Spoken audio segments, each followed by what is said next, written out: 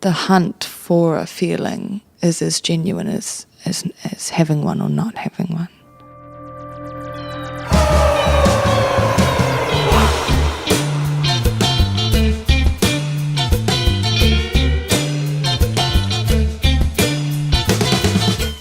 This is Joe Wong. Welcome to the Trap Set. I want to play something for you.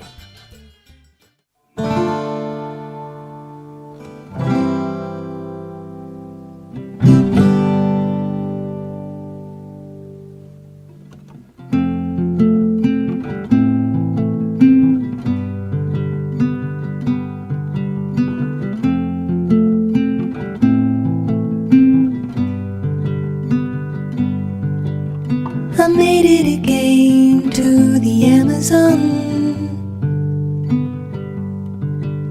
I've got a race the same as the others,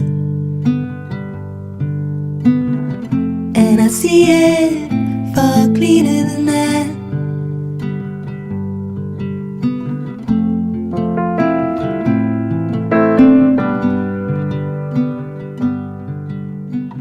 You're hearing Treasure by my guest, Aldous Harding.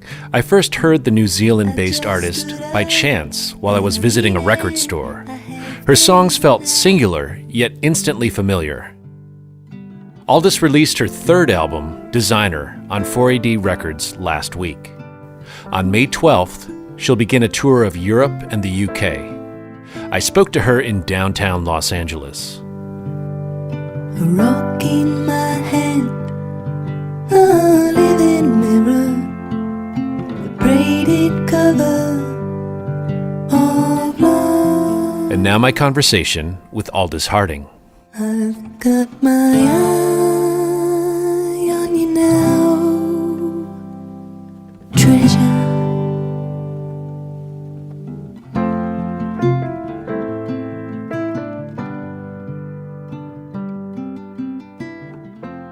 I think my stream of consciousness is just so,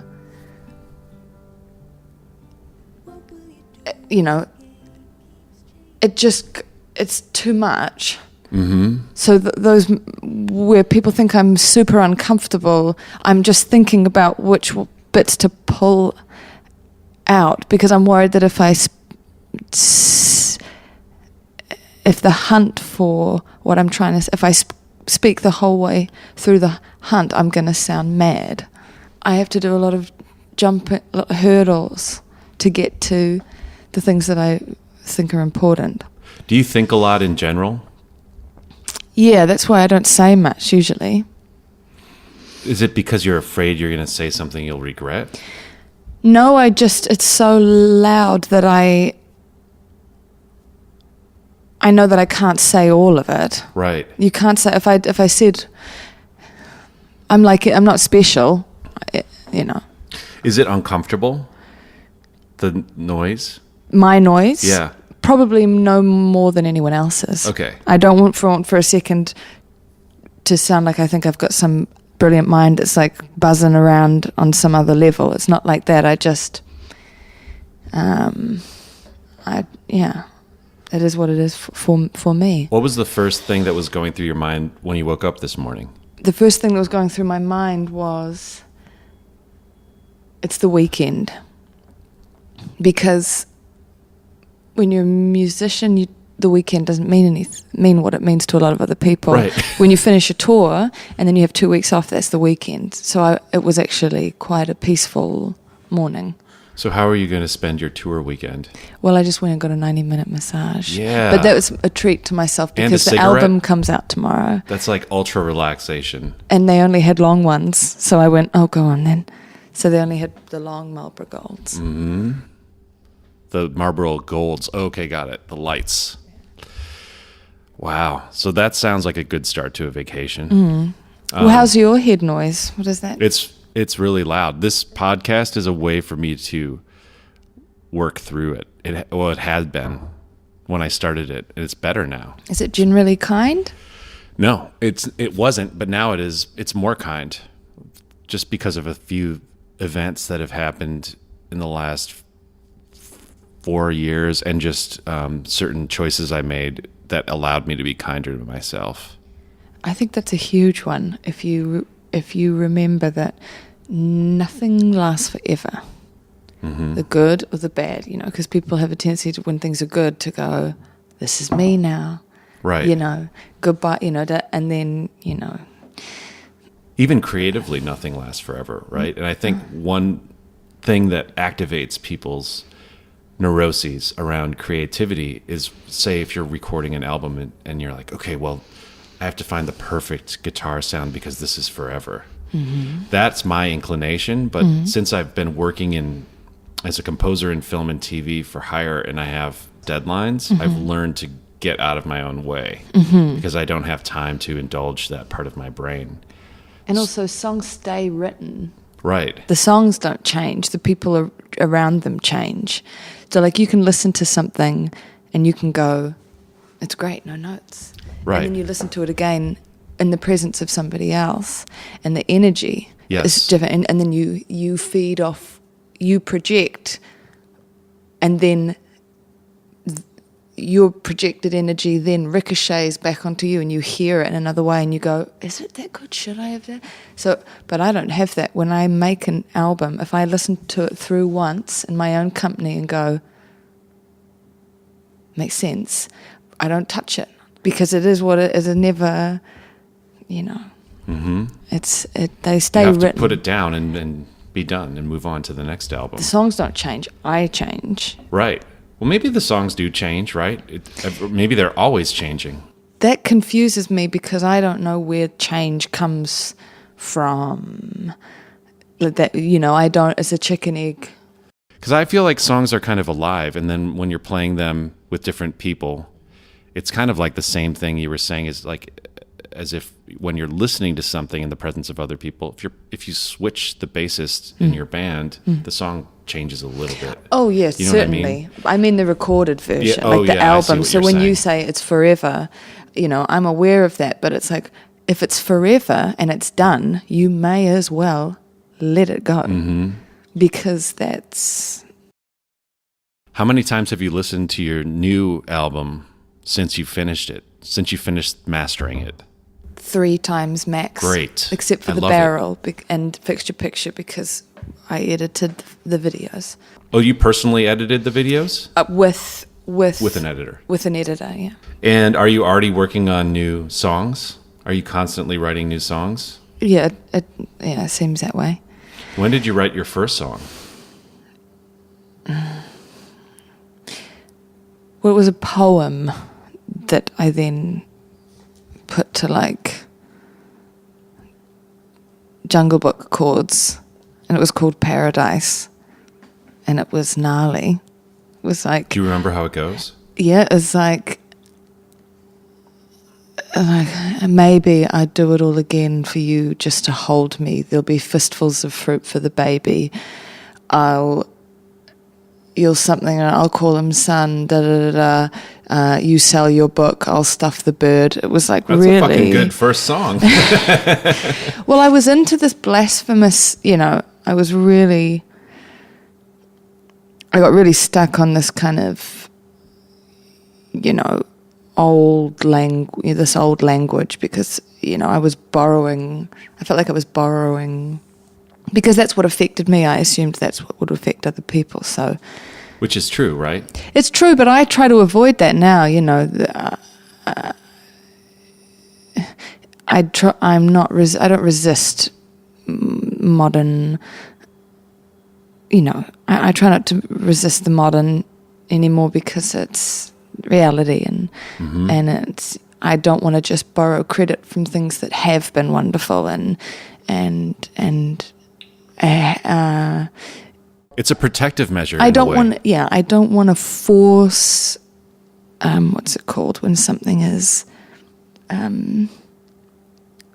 What's it called when something like messes with a wall? It's like, when they kind of tatty it up. What's it called?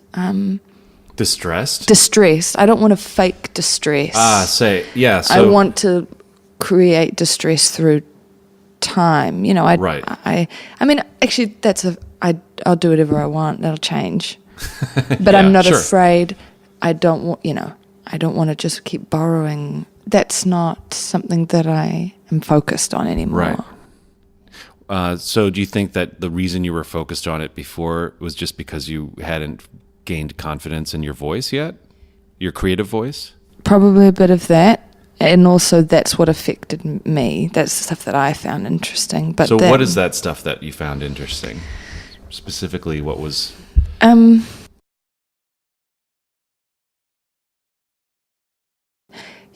just like certain poetry, certain books,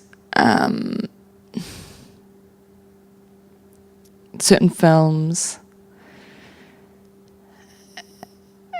And But it wasn't modern poetry or modern films? No. And it's funny because, I don't want to... I feel like we're onto a good thing. I don't want to turn it into because I was having a bad time. And so, and I think that is something that happens when people, in the same way people look for God when they're, and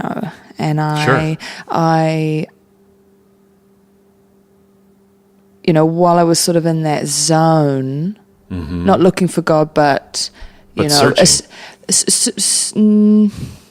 No, I was resigned to the fact that I was lost because of the devil, right? But that was just drugs. Are you talking about the literal devil or the figurative devil?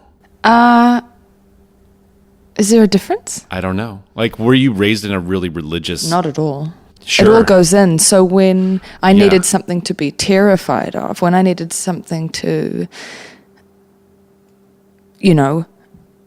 that was the first thing. Like people, no one prays till they think they're playing. It's like people, the hands just go because it all goes in, and it's a natural inclination. It's a natural inclination, yes. Exactly. So when I that was the first thing it's like, I had this big thing, and it was like, oh well, that's the devil. And once it was in my head, and that's where it all kind of, there's a lot of that on the first record, and it's just, but it's so funny how fickle it all feels now, when you're older and you go back and you just shake your head at yourself, and it's like, I was so scared, I was so serious. And does that give you any sort of perspective when you feel particularly emotional now? Oh yeah, that nothing lasts. Yeah. There you go. So let's back it up. Where did you grow up? These questions rattle me a little because I don't know whether people want a geographical kind of picture or whether people want to know, like, do you want me to talk about all the places I grew up? Because the thing is that when I kind of list, because we moved a bit, okay, by the time I get to the end, it's like I've grown up and we don't really talk about the bit. And I'm just... Let me ask you kind of a more general question then. When you think about your childhood, how do you feel? Frightened mostly. Yeah. And it's hard because it's not that I don't want to be honest. I just don't think that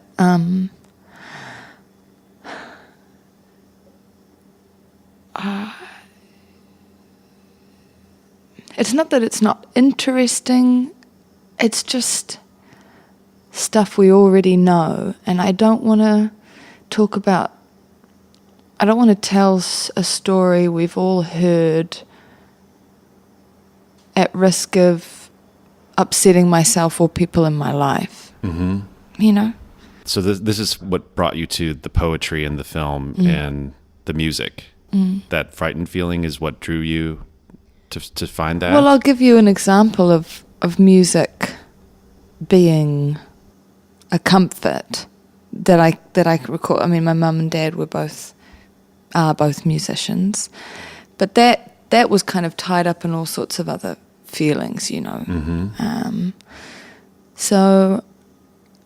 But when I got a radio, I used to, because no kid wants to go to bed, right? Right. Especially when they have nightmares and night terrors, and that's not a nice thing. And even now, when I hear The Simpsons,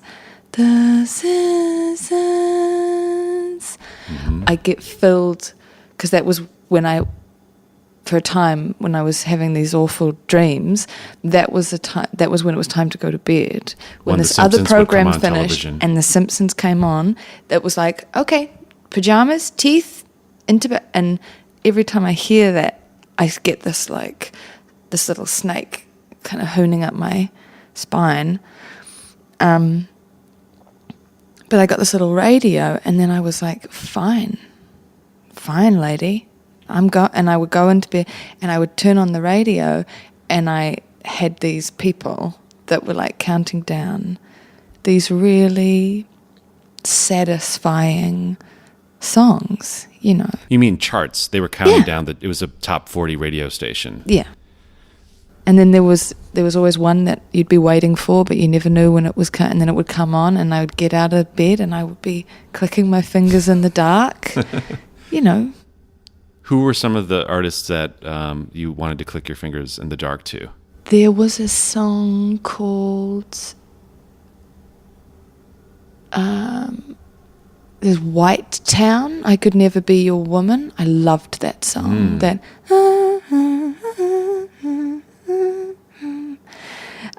and there was Asher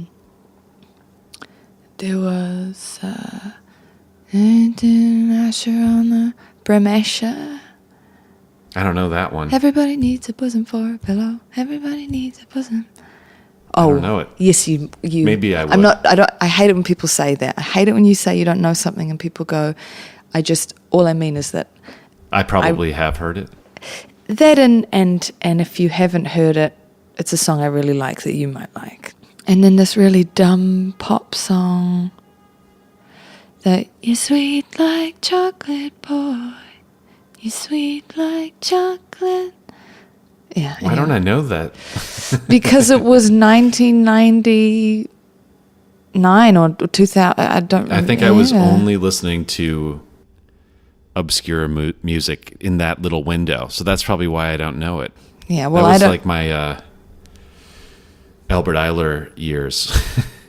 Right. So, see, I don't know who that is. He was I guess you could say, free jazz saxophonist in New York. Right. So I was listening to that kind of stuff at the time. But anyway, I'm picturing you under the covers listening to Sweet Like Chocolate, Boy, by somebody whom I don't know. But I probably would if I heard it. No one cares. It's the worst song ever. But it was just something about... Well, what does it mean to be the worst song ever? Because if it brought you joy, then there is no such thing. I take that back. But the only thing is, you know, when I was talking about the stream of consciousness, if I followed my stream of consciousness around all day, I wouldn't say anything. Mm-hmm. Because I have to move. Yeah. I can't just think. Mm-hmm. Because if I think, it'll go round and round and it'll drive me into the ground. So I have to choose. I've been there. I know.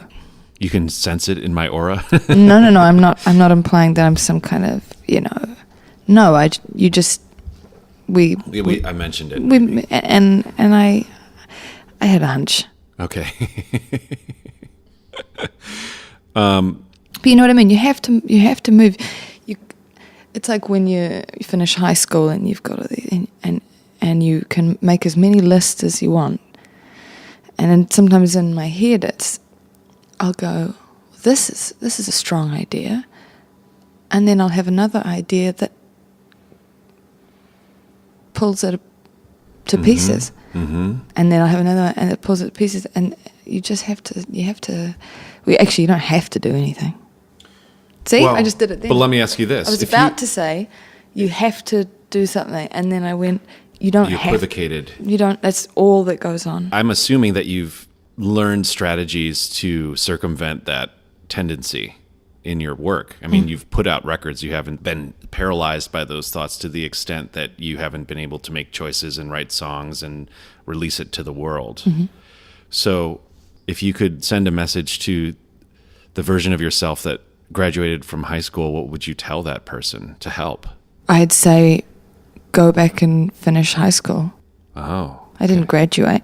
I didn't graduate college. I still have some shame about that. Don't.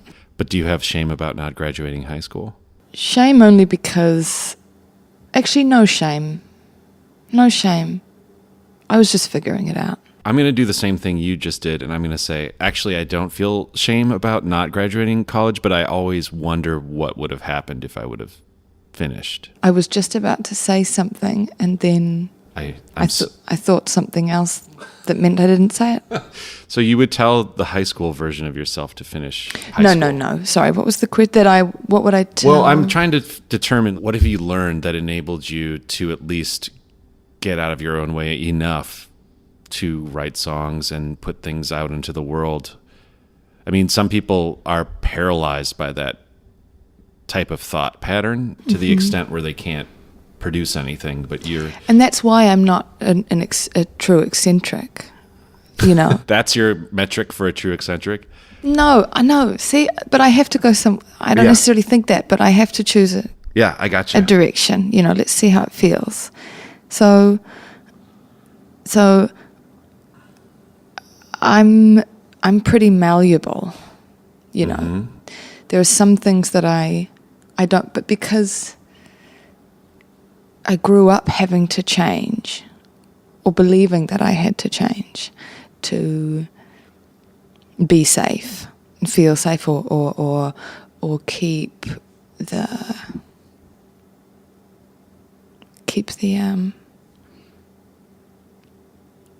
you know.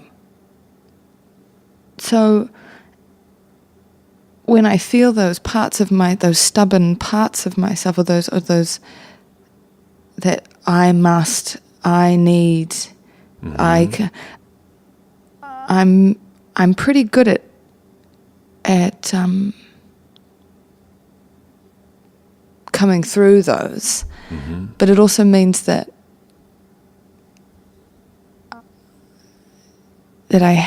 this thing where I think something and then another thought will wash it away, and so there's just this constant pattern and it's not indecisiveness, it's just I believe everyone to some degree. Yeah. Which is because I don't know the point. I believe everyone, and that's not necessarily very helpful or responsible, but that's how I am. And music is the only thing that I am able to go, no, this is what I mean. These are the bits of that could be worth something. You know? That's more obvious to you than other things? Like creative decisions are more obvious? Yeah. When you write a song, do you have a particular process? No. Do you think of it more like being somebody that works with ceramics and you're molding something, or is it more like giving birth, where you're bringing something in that's not of you? Sometimes it's both. How do you know when you like a song that you've written?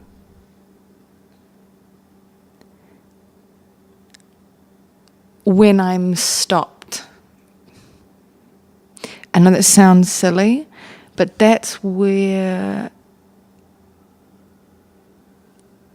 the balance is sort of stationary, isn't it? I suppose. I don't know. My uncle would slap me for saying that. Probably. Your uncle? Oh, he's a genius. But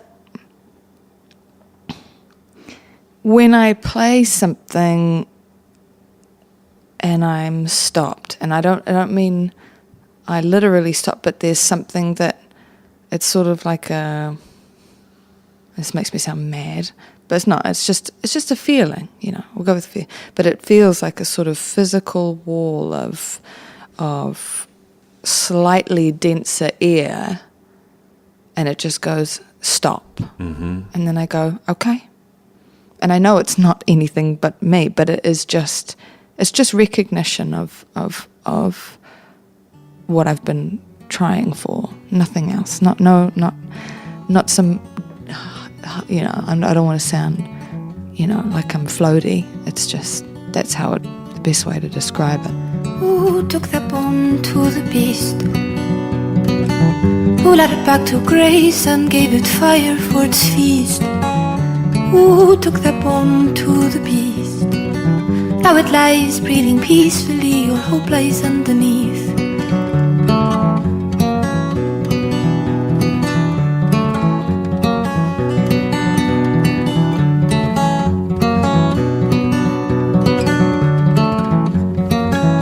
Why breed a boy for his meat? To teach the child cruel rituals or ruin to repeat? Why leave a heart in the heat? Till the marble bath it held. Let's talk about the new record, which is called Designer. I'm going to try not go into interview mode. It comes out tomorrow, though. I'm going to try not to go into interview mode. You're going to stay in real mode? I want to Please. try. Okay. But I've been talking, so I want to keep it. What was the impetus to make the record? If I'm honest, party was, there's a line in one of the songs on Designer that says, I just stood up. And that's sort of how I feel about what I'm doing here. At the start, I just stood up and then I just kept standing up. Mm-hmm. And when I saw how many people were paying attention, there was a part of me, a very wise part of me, that went, is this something that somebody like you should do? Because the music is real. The music is, it flows. Whatever. That's clear to me. But whether I should be inside all of this other stuff, You mean the machinations of the music business? The machinations, and also just the beginning to see yourself as somebody else. Yeah. Do you know what I mean? Yes, I know exactly what you mean, I think. Right. I'll tell you because I can tell by the look in your face that you know what I mean. Well, I've been a drummer for 25 years, mm-hmm. and I've been a film and television composer for 15 years. Mm-hmm. And those are both kind of supportive roles where I'm mm-hmm. behind somebody else's vision, mm-hmm. usually. Mm-hmm. And I just made my first record of my songs, and so just even having the feeling to follow that was extremely mm-hmm. scary. And now I'm at the point where it's ready to show to people and put out into the world, and thinking of myself like somebody that wants to be seen that way is really tricky mm-hmm. in my mind. But mm-hmm. When I'm talking to someone like you, it doesn't seem odd that you should want to do that, or anybody else that's been on this show for that matter. But when it's my own things and my own personal thoughts, that's where it gets very tricky. Mm-hmm. I worry that it will alienate me. From yourself or from the world? From myself and from the world. Yeah. Because it'll force me to look at you can be as real as they come, but there is still a real chore for you every morning So I can say, I am, you know, I just don't want to feel, I don't want to feel like some kind of super being, you know. I don't want that pressure, and I'm not saying that's what people think I am, but sometimes you can't help but feel like people feel that way about you. And I don't want my quality of life to change. So you enjoy your quality of life as it is? Well, I just mean the things that I have and the amounts of it I have, you know, and I don't want my... I don't want to want more, which I feel... Do you feel that impulse? I feel like that'll be a natural impulse as you succeed at something, which is why everything's so kind of nuts. Because it's addictive. Because it's addictive, and I'm addicted to it, to everything that I like. Mm-hmm. So I don't want to become addicted to myself as this thing.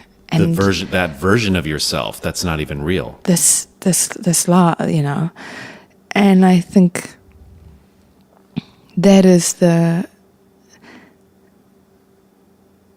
you know, when I made Designer, I had most of the songs, and I went, well, do it now, because, you know, eat it before they take it away from you. Right. So there's a fear there. Or you take it away. There's a fear, but then from that fear, I took time off. You know, we made the record a year ago. We made it in April last year, and it sat there, And I took a year off. And I didn't know whether I would come back.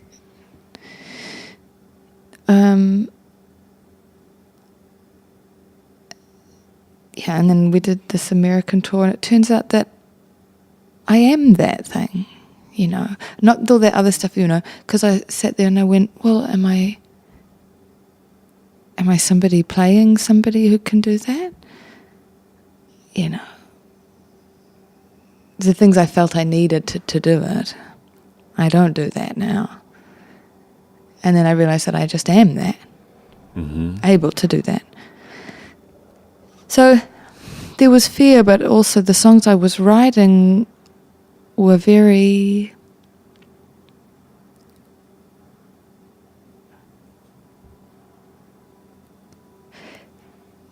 There was a lot, I was embracing a lot. Mm-hmm. Well, the reason I say fear is because that mindset of somebody eating food and afraid that it's going to be taken away. I mean, have things like that been taken away from you before? It's about self-sabotage. Uh-huh. And I, like a lot of people, have a history of being addicted to loss and failure. And because I have never seen... It's like children watch things over and over again because they know what's coming. Yes. And they know, you know, and they don't want to watch. They go, don't you want to try it? And they look at it and the colours are unfamiliar, and they go, I don't know what that is. And part of me was like, someone's showing me this film of my life as a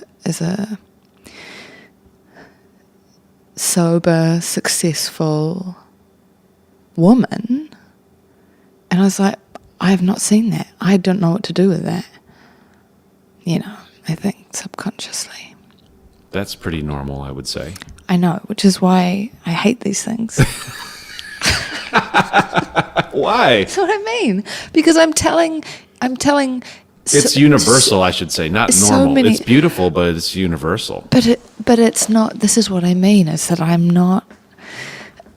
I don't want to sit here and pretend. Not pretend, but I don't know. I what I'm getting is that you don't feel like you have an extraordinary story to tell, but I feel like everybody has an extraordinary life. Maybe the most impressive thing about what I'm doing is that I am not an extraordinary person, but I'm doing extraordinary, apparently, I don't want to, things. And that's a nice story. That you have somebody who has taught themselves with a spark of whatever to be this thing, and I am trying, and I feel, I've said this before, I feel like a lot of our generation are afraid to admit that they're trying. Yes. Or that they don't know, or afraid to put themselves out there. And I know why. And it's not that I'm not afraid, I just don't think I'm going to get to an interesting place unless I do that. So, right. So when I'm up there and I'm figuring, half of what you're watching is the hunt for the right thing, but that becomes the thing. So, yeah, I'm not afraid to say that I'm trying. I don't know when trying became uncool. Probably like 1998. Yeah, it was about that. It was about that. About the same time Sweet Like Chocolate Boy came out. Yeah, well, that person was trying. Hopefully. Yeah, I found that when I started to embrace that fear and look at it as an indicator of the direction that I wanted to head, I felt much better. Did you experience a similar sensation of a direction? And is the fear an indicator of the fact that whatever it is you're afraid of is important, is something worthy to try?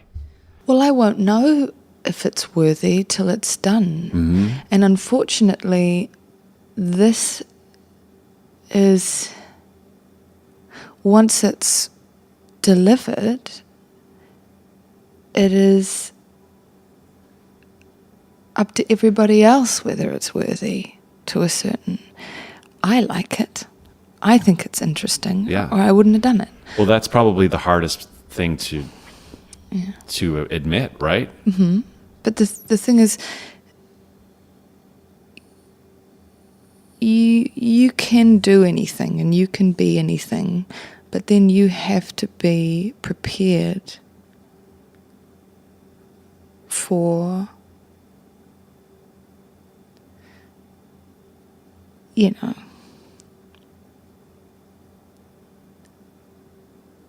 the mosaic people make of all of your decisions, and you need to be able to go, you need to be able to live with it and look at it. It's in your house and it's in your stomach and it's in, and you have to be able to look at that and go, that's interesting. I don't mind myself. Or I don't, and that's probably the hardest thing, I suppose. I mean, I haven't been doing it long, but I imagine that it can get tough to, and that's what I mean is I want to be able to have the two pictures up together and be able to embrace them both and it not be this dark thing. Well, earlier you asked me if the voices inside of my head are kind. Are the voices in your head kind? Look, I don't want to...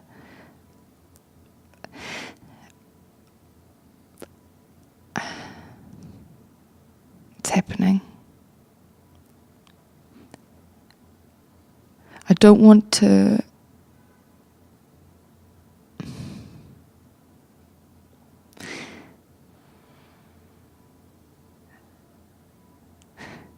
Because I'm judgmental, I'm judgmental. I try not to, like love is action, judgment is action as well. You can judge somebody, but it won't hurt anybody but you, unless you deliver the judgment, right?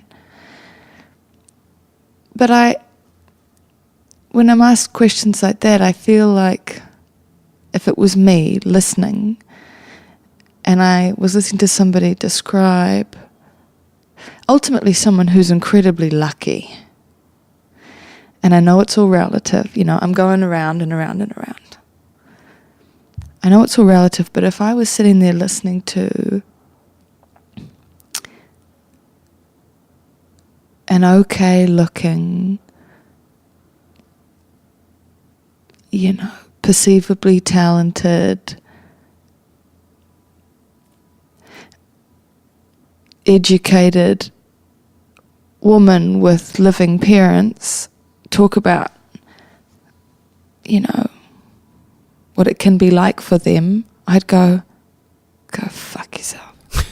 Well, but you asked me that same question. Yeah, that's why I asked you. No,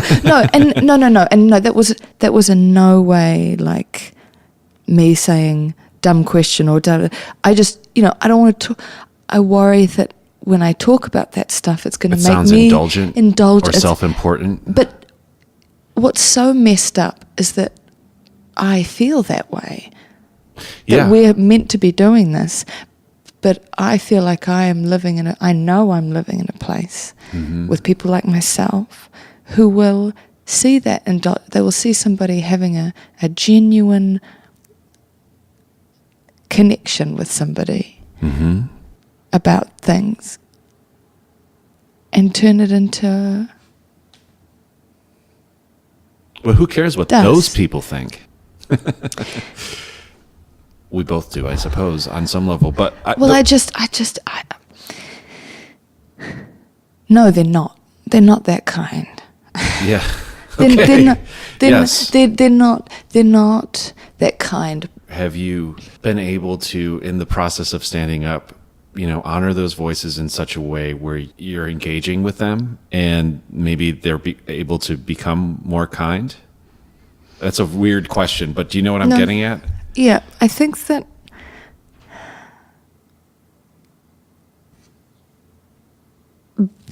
it all comes down to, because I don't know the point, my God is the phrase, it doesn't matter. Because I can't answer the question. Nobody can. And if I focus on that, I wouldn't leave the house. Yeah. So I go between like,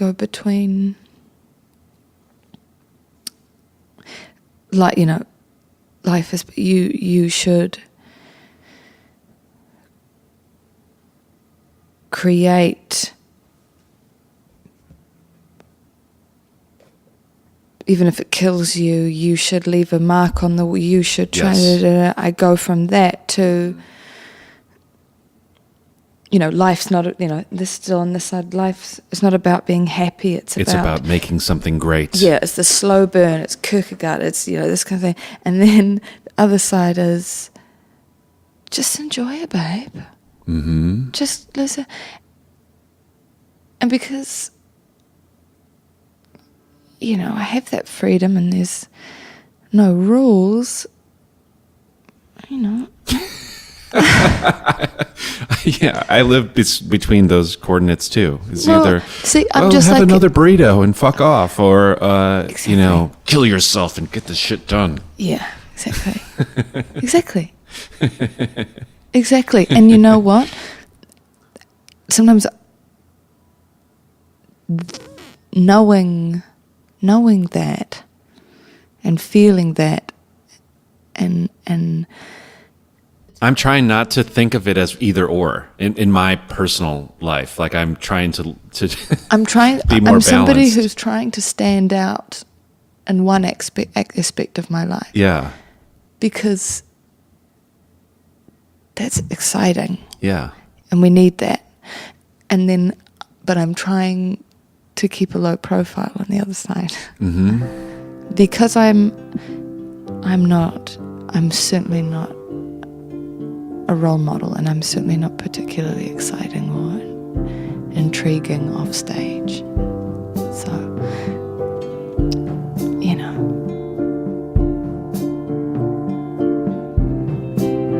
You have this dream.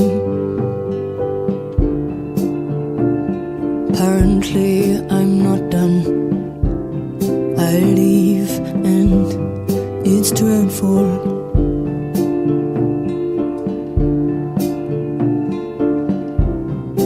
If you get down,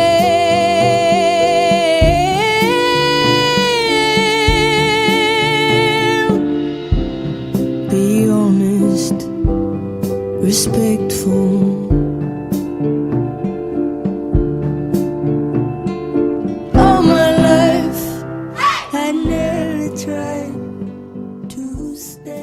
Have you had artistic role models? Yeah, I was thinking the other day,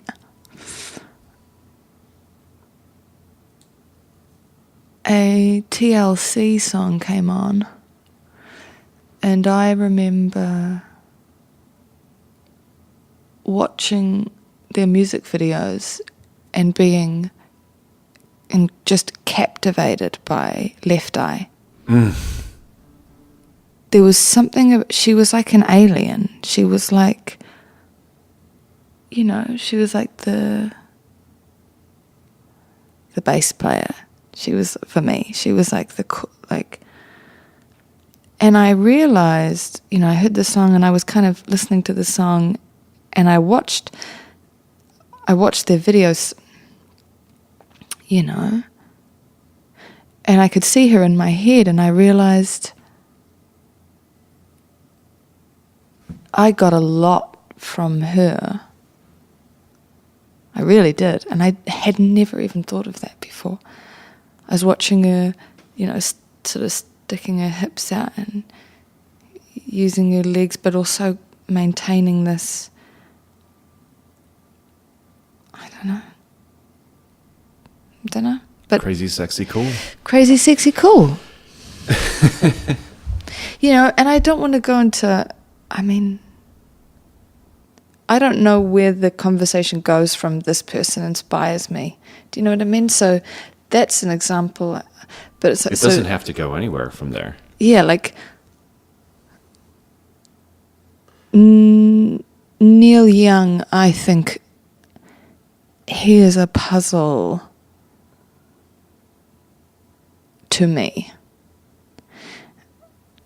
And I love that about him. And maybe sometimes when I think of him, something may come out that resembles something he's done, but I never try to be like anybody else, because that will just happen, because it's all borrowed. As the child of musicians, were you encouraged to study an instrument or become virtuosic at a young age? My mum bought me a guitar for my 8th birthday on Christmas, and I didn't touch it.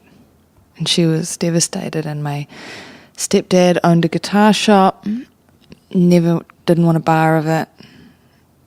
He bought me a bongo drum, didn't want a bar of it. You know, till I was like, you know, I strummed a couple of chords when I was maybe 16, and then went, this is so lame. You know, went away, did you know, psychedelics, you know. As one does. Yeah, really, my anxiety disorder really bloomed, came back, and then suddenly I was ready to... You were all set. But well, you know what's interesting is, I don't know if you've read this new book by Michael Pollan, but psychedelics are being used to treat anxiety now, interestingly. Mm-hmm. So do you think... Not the way we were doing them, you probably know. Not. Not the way you were doing them, probably. But I'm interested in finding out more about why or how that works. I haven't read the book yet. Not that I've ever done drugs. Huh? Oh, well, this is a podcast. When you were, listening to TLC with your radio, did it feel like something you could participate in at the time? I was a dancer. Oh, you were? And I still am. That's the thing that brings me the most joy. That makes sense. That's over, I like singing, but... No wonder you have such good posture. Are you looking on stage? On stage? I thought you had good posture. Have you seen me play guitar? I just saw you yesterday when you were singing. Do I need to pull up a photo? Is it that hard for you to take a compliment? Oh. Okay. Okay. But yeah, I love to dance. Did you study dance in a formalized setting? I did a little bit when I was younger, but not enough for it to have any kind of the same way I had piano lessons, and I got through 4 before she realized I wasn't reading the music. I had just learned it by ear, like a lot of people. That's the same experience lots of people have. Yeah. And then when I was like, well, why bother? And also I was ashamed. So I said I didn't want to do them anymore. And I also quit ballet because the other girls teased me because I don't know. They probably teased each other too. Whatever. Well, sometimes I wonder if I was people that are good at... I was not strong enough for that with everything else. Yeah. And there's also a different... There's a danger in studying things in the formalized setting where the underlying kind of premise is that first you have to achieve fluency in that particular language, and then after years of study, then and only then are you qualified to make a statement, a creative statement. And I think lots of people that are creative need to bypass that sort of emphasis on grammar and over story. But also, maybe you were just more tuned in and sensitive, and so I don't know. Funny. It's funny how that works. You get really classically or just capable musicians, and then you say, right, now just go for it. And they look at you and they go, the catalogue is just so... There's even so more. Much. Yes, there's so much. It's like it must be like being in a tumble dryer of musical notes and just being told to... Right. It's like if you were to ask somebody to paint something, they had 100,000 colors to choose from. Just that initial choice is so overwhelming. But there are some people, I feel like there's the rare artist that has that catalog and has command over it, or at least it doesn't burden them in the same way as other people. And then that's really amazing, like jazz musicians, for example. But anyway, I don't think most of the ones that I love, even though they have that catalog, they accumulated it through a more creative setting than, say, a music school. If you went back to school, would you want to study anything in particular? Yeah, I'd probably do music. After what we just said. Do I have my brain now, or do I, in this scenario, do I go back when I go back in time? Yeah, okay, so let's go back to the 18-year-old version of yourself. Does that person go to music school? But do I know what I know now? Sure. No, flag it. Okay. I'll flag it. I'd probably just stay. Well, see, it's funny.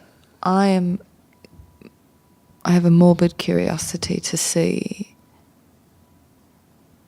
to finish this bad movie, you know. I think you would be a really good interviewer, actually. Oh, really? Yeah. Have you ever tried it? What makes you say that? I think that you have pretty strong intuition about other people.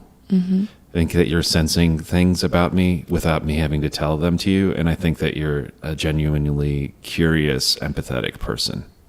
Would you say you're an empathetic person? Yes. To a fault sometimes, maybe. And what point in your life did you realize that you were?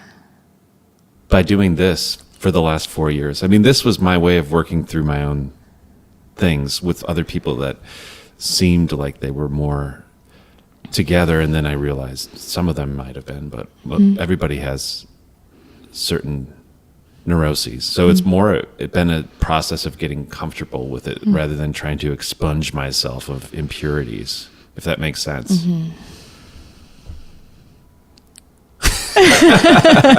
Gotcha.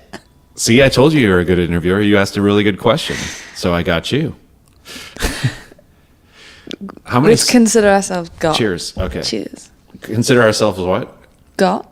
Mm-hmm. Gotten? Mm-hmm. Is it gotten? Got. I'm actually That's really stupid. That's something they teach you in the final semester of high school. Do you know, so I'm actually really stupid. Do you know I can't really spell? Oh, really? But that doesn't mean you're stupid. Yeah, I don't spell well. Well, so what? That doesn't mean you're stupid, right? No.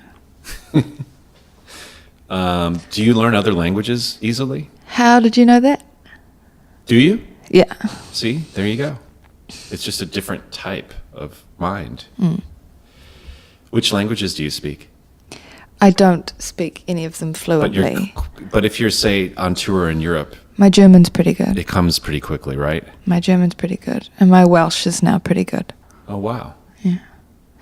Have you spent a lot of time in Wales? Quite a bit. Mm-hmm. And my boyfriend is... Welsh is his first language. So I'm around it a lot. Is your boyfriend in your band? He is. H. Hawkline.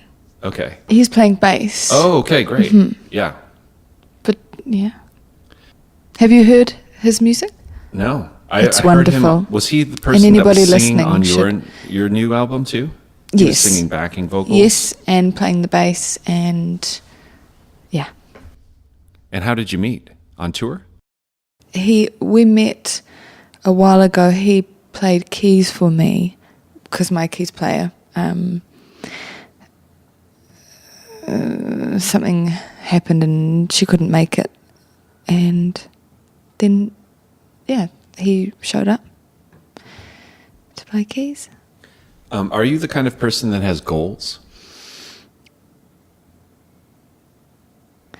No, because...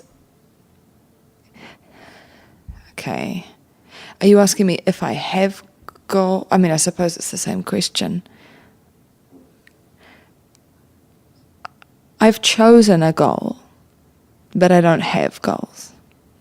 Mm-hmm. If that makes sense. Mm-hmm. I've chosen a goal. Which goal? So my passion is to kind of have a passion, but I really have no way to measure passion because I don't know what your passion feels like. Mm-hmm. So maybe I am incredibly passionate when I recognize, but a lot of the time I feel I go from feeling a lot to nothing, you know. Oh, really? Yeah, well... So there have been times when you're not feeling anything. To play music, for example, have you ever been disconnected from that feeling? Disconnected from playing music? The feeling that you get when you're playing music. What is that feeling? Well, whatever feeling compelled you to do this and to choose that goal. I think that's allowed to change, and it has, you know. Good. It's allowed to change. Definitely. But that's a genuine feeling. Yeah. You know, so I don't beat myself up too much because the hunt for a feeling is as genuine as having one or not having one. You know? Mm-hmm. So, what we're we talking about? I've had 2 sips of that cold brew, and I am on the ceiling. Really? Well, look at how much bit. I've had. Well,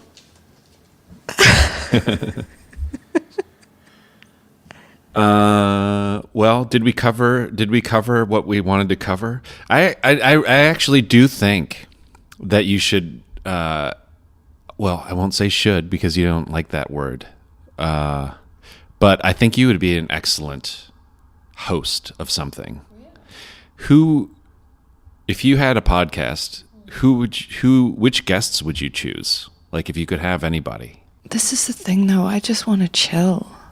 I want to chill with that morbid curiosity, that adventurous sort of piss-taking femme fatale is kind of gone. I don't want to.